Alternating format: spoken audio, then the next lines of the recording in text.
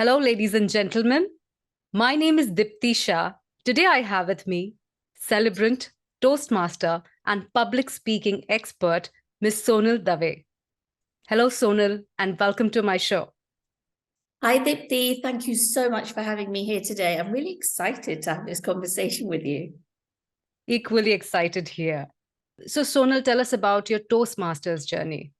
So that's a really lovely one. I do like to share because I previously had worked for the civil service for over 20 plus years. And then I left the civil service and was in a phase of just not sure what I wanted to do. And I remember being at a wedding and there was an English old man as a Toastmaster in the uniform, looking all very glamorous, tailored. And they were doing a wedding and they were saying, and now it's time for the Ekender Sobhagyavati. And we now move to the Pera. And we're now going, I was like, oh my God, Ekender Sobhagyavati. I think he means Akhanda Sobhagyavati. Or it means and I thought, my God, communication, people, events, that's what I want to do. So I actually went and got trained, and that's how I started my journey in the Toastmaster world. And what is so interesting, and I still kind of get surprised by this, is that currently in the UK, there are only, I think it's 2 or 3 Asian female Toastmasters. So between the 3 of us, we understand the culture, we understand what's meant to happen in various Asian weddings. We know how to say the words. We can communicate not only with the couple, but we can communicate with guests. We can understand the needs of the elderly in our communities more, what they might be not understanding or what kind of help they might need. So it's a great profession to be in, but also the joy of helping not only the couple, but the family, the guests, and on what's a really special day for them. That's why I absolutely love being a Toastmaster. Can you tell us in detail a little bit more about how to get that qualification as a Toastmaster? Sure. So there are different organizations in the UK that teach the skills of being a Toastmaster. So whenever anyone approaches me saying, oh, I'd love to be a Toastmaster, what do I have to do? I always tell them to research first, because there are different organizations. Do the research, contact the different organizations, have a chat with them, because the organization I'm with may not be right for another person. You get that kind of internal warm feeling or internal cold feeling about people. You get the same with organizations when you're speaking to the person. But also different organizations teach differently. Some do classroom training, some do online training, some do one-to-one training, some will do it in 5 days consecutively, some might do it once a week, once a month. So depending on everyone's personal situation, kind of find the organization that you click with and feel comfortable with. Find the training that works for you. Everyone's got a really busy, mad life these days, so find what works best for you. And also have a look at what each one's costing as well, because that could also be a reason to help you to decide, if it's expensive, you feel it's expensive, do they have a payment plan? So that can help you through. But also don't forget, you then have to get the uniform, and the uniform is not cheap. I'm 4'9". There was no way I was going to go to a military shop and get one off the rails. So I had to have one specially made for me. And that was literally the trousers, the jacket, the waistcoat, everything.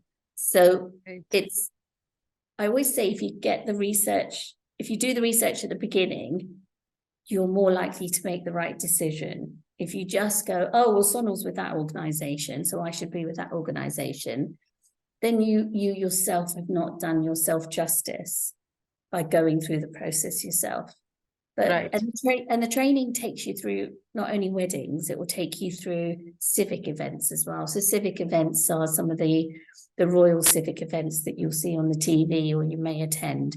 Civic events could be where somebody's appointed a position, or it could be where barristers go through to becoming a QC, that kind of prestigious type of event. So civic events can be at Westminster. So you get the training for all different types of events, including, Hindu weddings, Sikh weddings, Jewish weddings, Greek weddings, sort of right through, so that you can actually go to any event and be a Toastmaster and know what you're meant to do. So after this training, how did you actually set up your business? How did you inform the world that now I'm qualified to, actually be at your event and make it a success? So the first thing I did was I kind of started telling people. So I went on lives and I started sharing people, oh my God, I've become a Toastmaster, I'm really excited. There's not that many in the UK.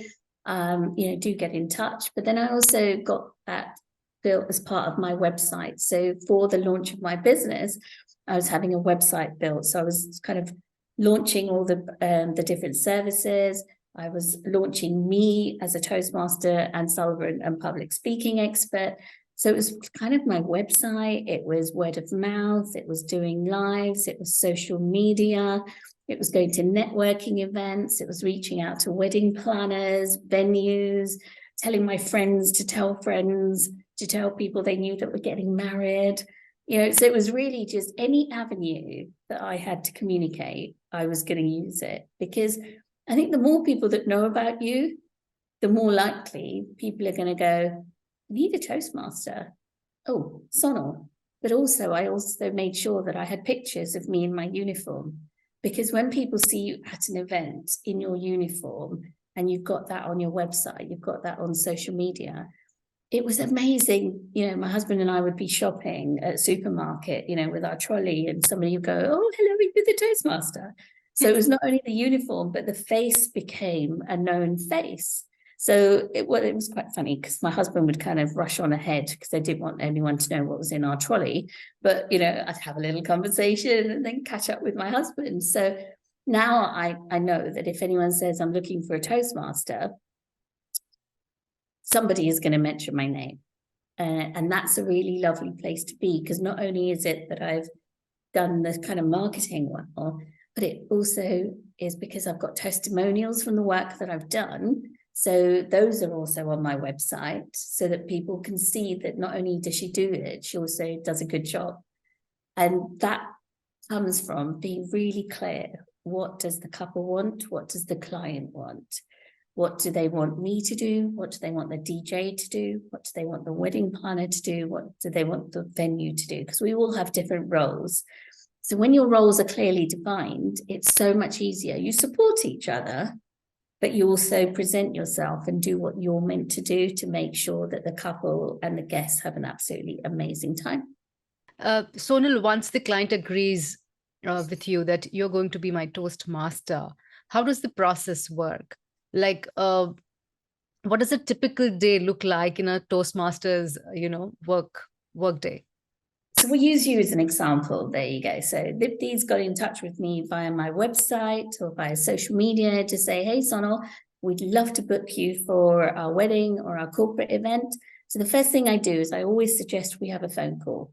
I always do. That's just because sometimes you can connect with somebody and you're not the right person for them. And I'm really consciously aware that I'm not always the right person for a particular event. And it could be one of my colleagues who are Toastmasters that could be the right person for the event. So that phone call will help me, or it could be a Zoom call, will help me to decide, am I the right person for them? But it also, are they the right person for me? And I'm very clear on that up front. Once we've agreed, yep, we definitely are the right people for each other, then I send out a booking form and a contract. And they fill in the booking form and contract. They pay a booking fee, which is currently 50%. And then once that is paid, we then start talking through the event. We go through what they're expecting, what their timings are, who other suppliers might be. And if they don't have enough, if they don't financially cannot afford a wedding planner or a venue planner, then I'm happy to help them to create that journey for them as well. And so we get to a point where we have a spreadsheet or a Word document or whatever the couple or client wants to work with. And then that's ready for the day. And then I'll always make sure on the day that I will arrive at least a couple of hours before it's meant to start. So I make sure everything that was meant to be in place is in place.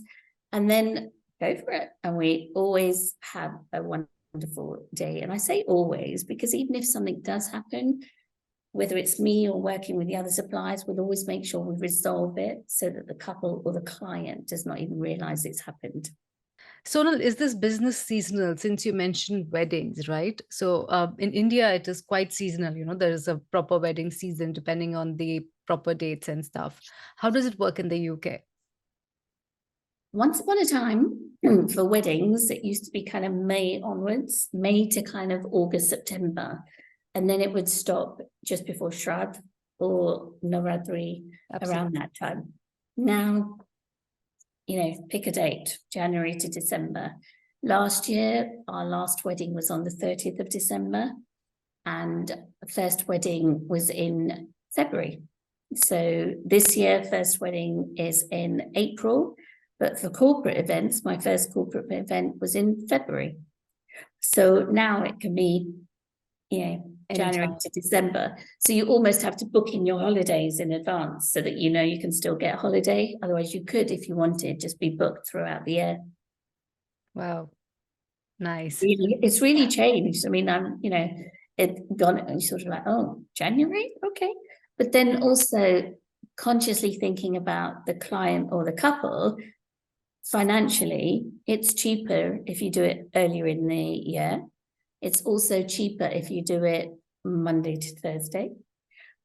So, people do have to think about that because not everyone is in the space of spending 120 grand plus on a wedding. Some only want to spend 10. Some want to spend less. Some want to spend 60. So I think it's actually great that even venues have realized that and have opened their doors so that they can actually be available for, anyone throughout the year.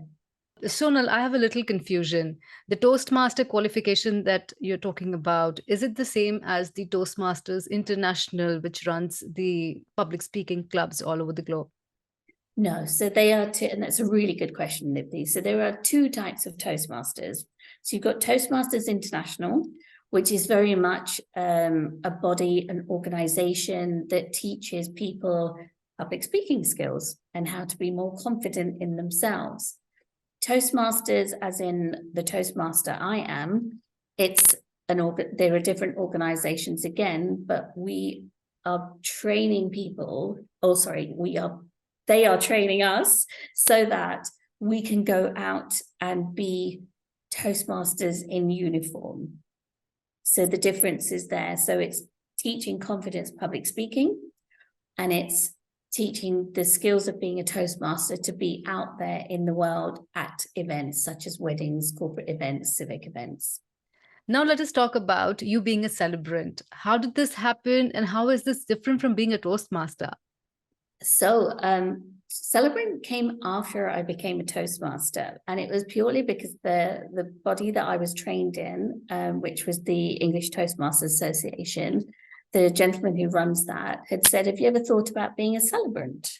And I went, what's a celebrant? So he explained to me, and so I'm going to explain to you now. So a celebrant is somebody who conducts any ceremony from birth to celebration of life. So birth, weddings, renewal of vows, funerals, memorial service, scattering of ashes, a blessing ceremony, a new house ceremony, my God, we made it ceremony, any kind of ceremony through the journey of life. The difference is, and I'm going to talk for the UK at this point. So in the UK, we have a legal part and we have a non-legal part.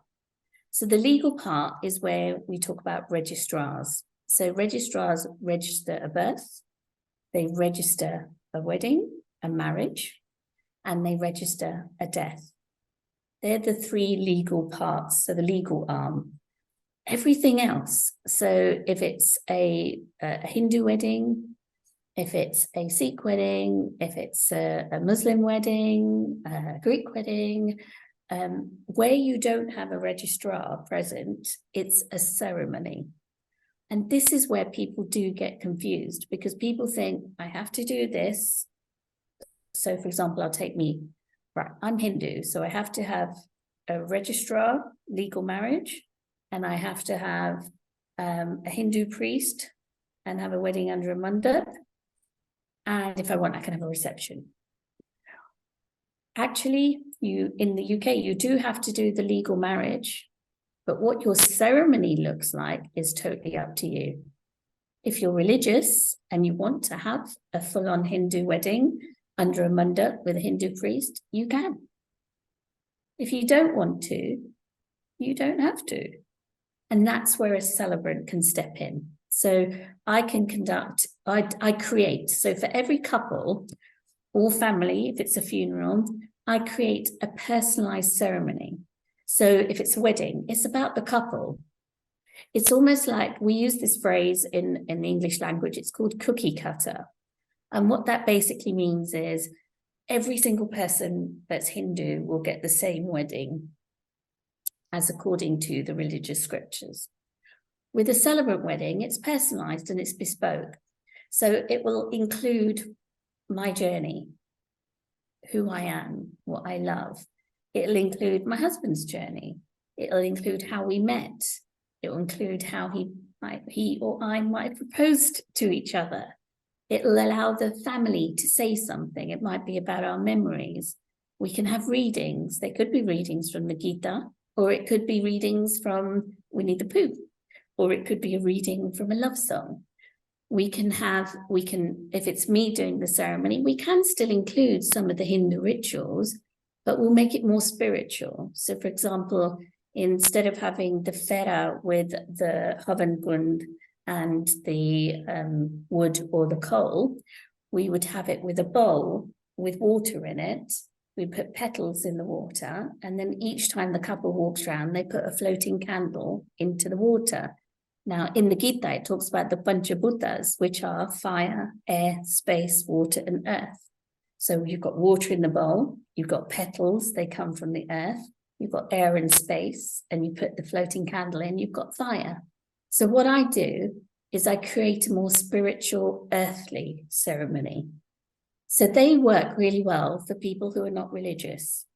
So as a celebrant, what we're doing is we're giving couples choice in their wedding. So they can have a personalized wedding that works for them. In a funeral, for example, if the person wasn't religious, do they want to, maybe they've left instructions. I don't want a religious funeral. I actually want a more spiritual funeral. Exactly where a celebrant can come in. What is becoming quite a trend at the moment is that they'll have a priest to do the sort of final rites. And then at the funeral crematorium place or the burial, they'll have a celebrant. So it's more of a celebration of that person's life, as opposed to a sad, emotional, traumatic affair. It's probably I'm hoping I'm making sense, but it's kind of trying to really focus on that a celebrant is all about the couple or the person, respecting the person who's passed away. It's not about the expectations of religion, or dare I say, the expectations of the elders. And I get into trouble for this, trust me, I do, because I'm Hindu Brahmin, and why are you doing this? And you know what? But actually, I'm a big believer that society has changed, life has changed, and we should be about giving choice and not forcing what happened centuries ago or, generations ago. And it's their life. They're the couple. Let them choose what they want for their wedding. It's their choice. Let them live their life the way they want. If somebody passed away and they've got a choice that they don't want to have the full-on religious, give them that choice. Give them that respect that that's what they wanted. Does that make sense? Absolutely. And it's beautiful. It sounds beautiful because, coming from India, it's not a very daily thing to see that you're doing something different. It's most of the weddings are cookie cutter weddings. It's like factory production going on in the same way. Yeah. And Diptii, what I'm loving at the moment is so I am doing all of my weddings this year as a celebrant are multicultural weddings. So I'm able to bring in some Hindu ritual. I'm able to bring in some Greek, I've got a Quaker, one of the brides is from Quaker tradition. I'm doing a wedding where he's Hindu, she's Jewish, but both me and the rabbi are going to be on the stage together doing what the couple want. It's a really, we've got Muslim, we've got Christian, Catholic, it's a real multicultural weddings where, in fact, the beauty of it is I'm learning more. So even I'm educating myself and becoming more aware about different religions and how we can bring it together. And oh my God, the number 7 is so powerful across different, religions. We have it the Saptapadi. So we have the 7 in the Christian, the 7 in the Jewish, they have the Sheva Brasho and they have 7. So, and there's others as well. So just you kind of start learning and realizing that there are so many similarities across. Actually, we almost need to stop, doing this and kind of celebrating us all, regardless of where we come from. But absolutely love the fact that I can make it so less cookie cutter. Sonal, being a Toastmaster, being a celebrant requires a lot of public speaking. So your top advice to someone who wants to become a good public speaker and possibly then use their skills to turn it into a sustainable business like you have, what do you think are the top 3 skills? It's really hard to come up with just 3, but I'm going to mention the top 3 and then slip in a few others as well. Sure. So I think the first one has got to be confidence. I think you need to be confident in yourself, and confidence comes from being more self-conscious of yourself, being more self-aware of yourself, being more self-accepting of yourself. So I openly go out and say to people, hey, I'm 4'9", I'm tiny, my husband's 5'10", this is me, and if people don't like how I look, how I sound, actually their problem, not mine. So that being more self-accepting, self-aware of who you are, how you sound. So confidence, self-awareness, self-acceptance, go put them together. I think there's got to be a passion as well to be a good public speaker. If I was here having this discussion with you going, hey, thanks, Diptii, it's great to be here. Yeah, what should we talk about? Yeah, I don't know. Yeah, it's fine. Yeah, you carry on. Nobody's going to want to listen to me ever. They're going to go, what happened to Sonal? Whereas if I'm passionate about what I'm talking about, you'll hear it in my voice. You'll see my body language. You'll be like excited.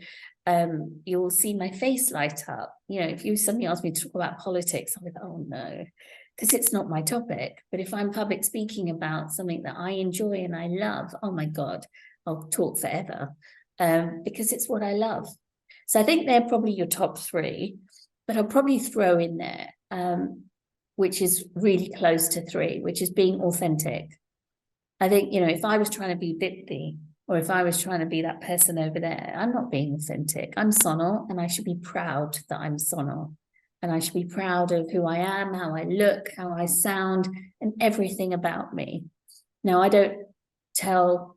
I previously hadn't told a lot of people, but I tell more people now that I do have a physical and a hidden disability, but it's okay. It doesn't stop me from being who I am. It doesn't stop me from doing what I want to do.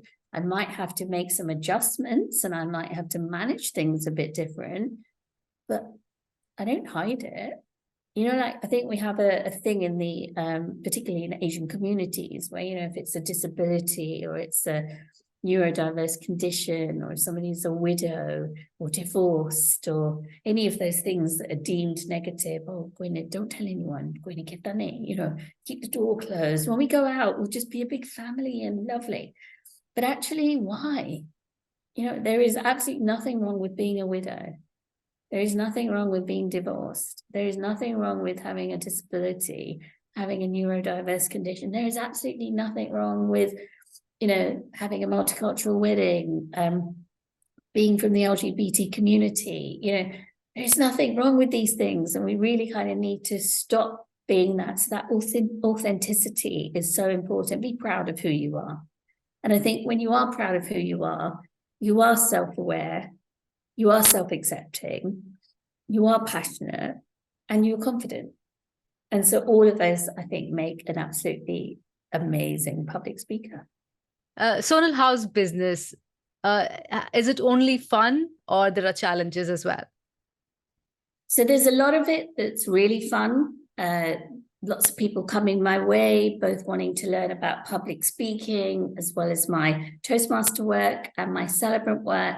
So there's a fun part of it because I'm teaching, I'm becoming more aware, I'm educating myself, I'm helping people on a journey, whether it's public speaking, so it's the journey of life, or whether it's the journey of an event that's happening in their life. But there's also like the downside to it, which is the challenges, as you mentioned. So there was the kind of the COVID challenge, which meant no events could happen. So I couldn't do public speaking face-to-face or workshops or seminars or conferences. So I had to very quickly turn all of my public speaking work into workbooks and online courses and articles, which was great fun because I got to the young ones, the one that's age 4, is an online course that they do with their parents, and it's animated. So just imagine, visualize an animated version of me taking them through this course with a little bit of fun music and activities for them to do. So that was great fun, but challenging because you had like a window of a couple of weeks before everything was going to shut down. So that was challenging. I find the communities can be quite challenging because they don't like things that are different. So they don't like the fact that a couple or a family can have choice. They don't like anything that is not norm to them or anything that challenges the cookie cutter approach, as we were talking about earlier. So there's been a lot of my time taken into being helping communities become more aware, helping communities in terms of the education, that I'm not disrespecting religion. I'm not disrespecting what has happened for centuries. I'm just giving choice. So if somebody is not religious and they're more spiritual, or they have no religion at all, or actually want a personalized ceremony, they have a choice. But if they want a religious ceremony, they can have a religious ceremony. If somebody wants a Toastmaster that they're used to seeing, they can have a Toastmaster that they're used to seeing. But if they want somebody who's different, they can have me.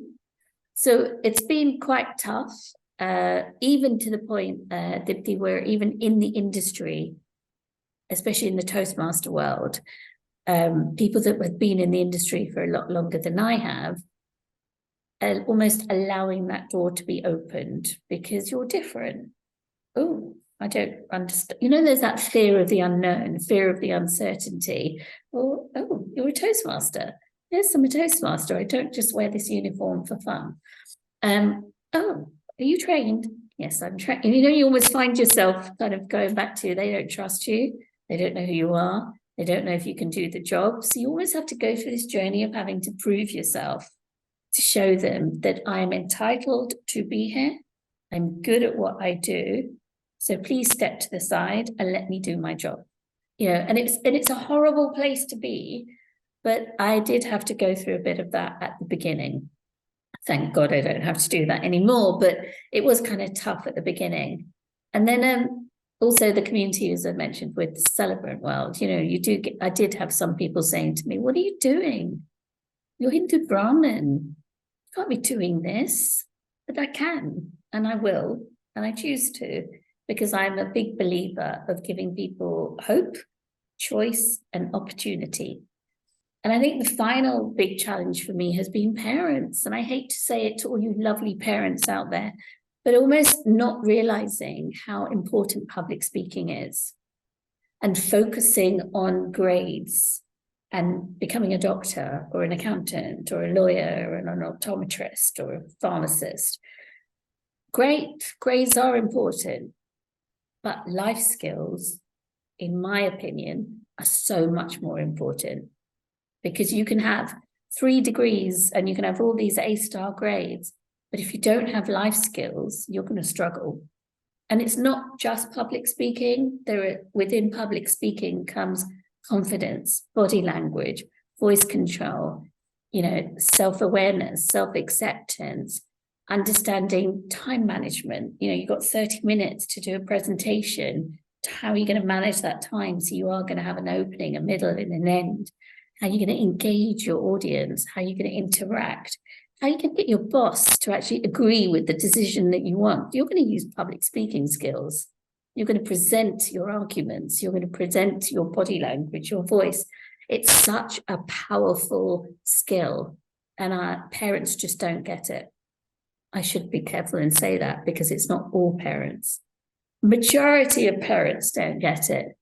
And what I have honestly found through having public speaking skills, and it has been shared with me through both adults and children, is that actually having public speaking skills has also helped them with their mental health, because they've had the confidence to say what they're hearing, what they're feeling, and what they're seeing. And just when you can say it, it's a huge part in helping you accept what's happening. And when you start accepting what's happening and you share what's happening, you can then get the support that you want and the help that you want from, whether it's, your parents, your family, your friends, or if it's other, organizations. So it's not just about being a good public speaker so I can present myself well and get the job and get the contract. It's actually a skill for life that helps you as an individual, both as a child or an adult. And that's why I find it so important that families, parents, schools, communities really understand how important this skill is. Sonal, where can people reach you? Where can they connect with you? So I'm on my website, if you go to www.sonaldave.com, and then if you go on any socials and you do Sonal Dave 68, you'll find me. So whether that's Facebook, Instagram, YouTube, Pinterest, Twitter, LinkedIn, I'm there all over the place, making sure that I'm spreading the word and getting people to understand, become more educated, and become more aware. Sure. Thank you so much for doing what you're doing and doing it differently. I would say doing it, breaking the norms, challenging the norms, and doing a wonderful job at it. Thank you so much for taking time out and speaking with me. Thank you. Thank you, Diptii, and it's been an absolute pleasure sharing my journey with passion. Thank you.